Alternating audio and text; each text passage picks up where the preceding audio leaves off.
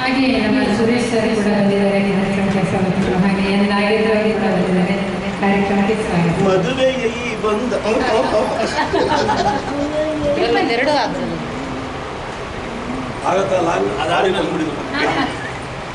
ಹಾಗೆ ಏನ್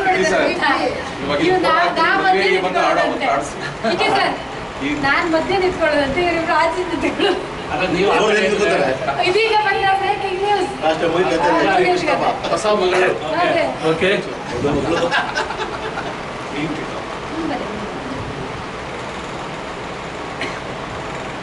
okay okay thank you.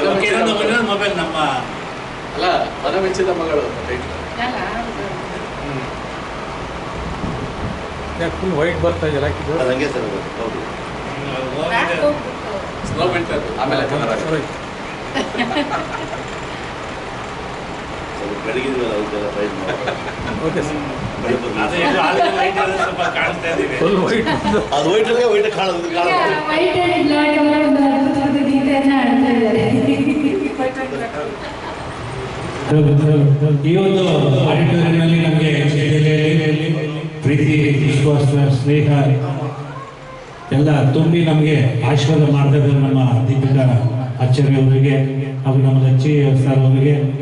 ಆಡಿಟೋರಿಯಂನಲ್ಲಿ ನಮಗೆ ನಿಜವಾಗ್ಲೂ ಅಂದ್ಕೊಂಡಿರಲಿಲ್ಲ ನಾವೊಂದು 25ನೇ ವರ್ಷದ ಆ್ಯನಿವರ್ಸರಿ ಮಾಡ್ಕೋಬೇಕಂತ. ಅವ್ರ ಮನಸ್ಸಿನಲ್ಲಿ ಬಂತು. ನಮ್ಮ ಆಡಿಟೋರಿಯಂನಲ್ಲಿ ಎಲ್ಲ ಕಲಾವಿದರನ್ನು ಕರೆಸಿ ನಿಮ್ಮ ಒಂದು 25ನೇ ವರ್ಷದ ಮದುವೆ ದಿನದ ಕಾರ್ಯಕ್ರಮವನ್ನು ಹಮ್ಮಿಕೊಳ್ಳೋಣ ಅಂತ ನಮ್ಮ ಕಿಟಿ ಸರ್ ಅವ್ರ ಕಾರ್ಯಕ್ರಮಕ್ಕೆ ಹೋದಾಗ ಜಸ್ಟ್ ಒಂದು 2-3 ದಿನದಲ್ಲಿ ನಾವು ಮಾತಾಡ್ಕೊಂಡ್ವಿ.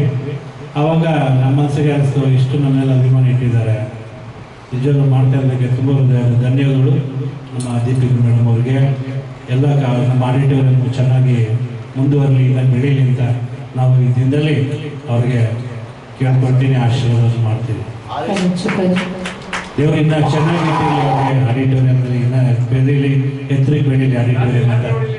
ಖಂಡಿತ ನಮ್ಮ ಶ್ರೀಮತಿಯವ್ರ ಜೊತೆಯಲ್ಲಿ ತನುವು ಮನವು ಒಂದು ಗೀತೆಯನ್ನು ಹಾಡ್ತಾ ಇದ್ದೀವಿ. ನೀವು ನಿಮ್ಮೆಲ್ಲರ ಚಪ್ಪಾಳೆ ಮಾಡಿರಲಿ. ಇವತ್ತು ನೀವು ಟೈಮ್ ವೇಸ್ಟ್ ಆಗುತ್ತೆ.